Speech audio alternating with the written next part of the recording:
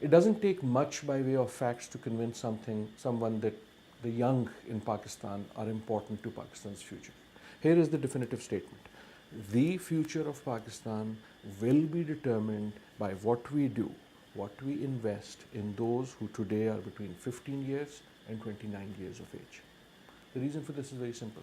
We are in the beginning, actually more than the beginning, of a youth bulge. Our population is going to get progressively younger.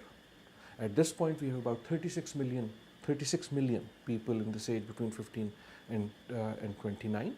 By 2025, about half of our population will be in that. That's when the peak of the bulge happens. And this is going to continue till about 2042, 2043. So we have a window where the future of this country, and of course the future of the youth, is going to be determined by what happens to this cohort.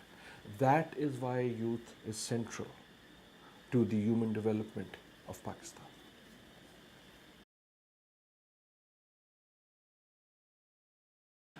One of the important principles that we have tried to follow in the preparation of the Pakistan National Human Development Report is that we want to have a very serious listening phase. And in some ways, that's what we've been doing for the last 8-9 months. Very serious listening phase, not simply sort of a procedural listening. We have been going across the country and speaking to young people. We want this to be a report that reflects what they think.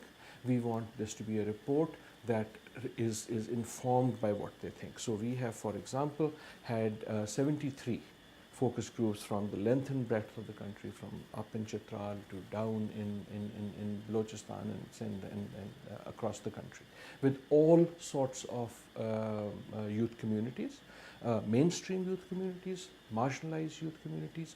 So that is one element. But we've also had multiple other elements of trying to engage the youth and to hear from them. Not only what the problems are, but what the solutions are. So for example, we've put these voice boxes across the country and said, come and say whatever you want and we will hear.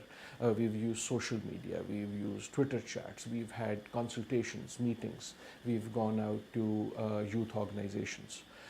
So we've also gone out to policymakers. So that's one part of how it's being made.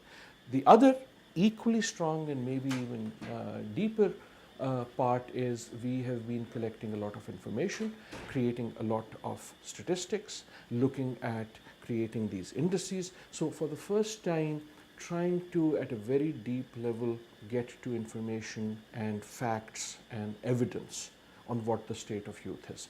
And now we are in the final part, which is pulling all of this together into a few big ideas. We won't try to touch everything that is important, because then you don't touch anything.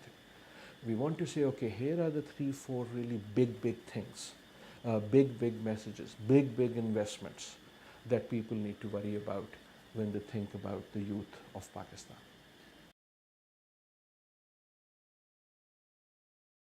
So if you think in terms of what needs to be done, our conceptual framework sort of organizes it in that way. The report is about human development of Pakistan. The argument is that youth are important. The young, those between 15 to 29 today, are important to the human development of Pakistan. And the embedded argument, and this is part of the lesson, is that there are 3 drivers, there are 3 forces of empowerment, there are 3 areas of investment that matter. The first of those is investment in education. Why education? Because education is knowledge empowerment. Second, employment. People, the type of employment. Why employment? Because employment is economic empowerment. And the third is what we are calling engagement.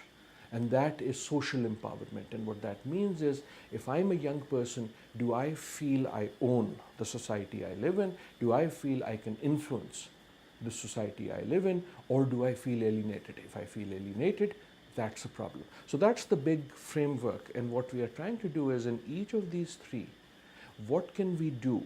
What can we invest in that bends the curve, that changes the profile of the future from a potential bust to a potential boom? The bad news is that we are finding that the size of the challenge is very large. So for example, the estimate is we'll need about 1.5 million, certainly 1 million plus jobs a year. Where are they going to come from? We have about 22 to 25 million children out of school. Those are disturbing, difficult, tragic numbers.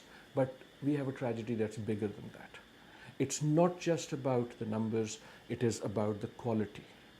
So if you like education, it's scary how many children are out of school. But even scarier is those children who might be in school but are not getting the quality of an education that will get them a job.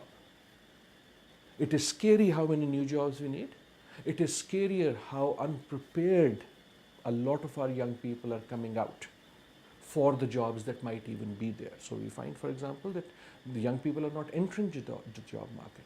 So the big message that we are finding is that there is a big challenge in terms of just the numbers, but the bigger challenge is a challenge of quality. The same is true for engagement.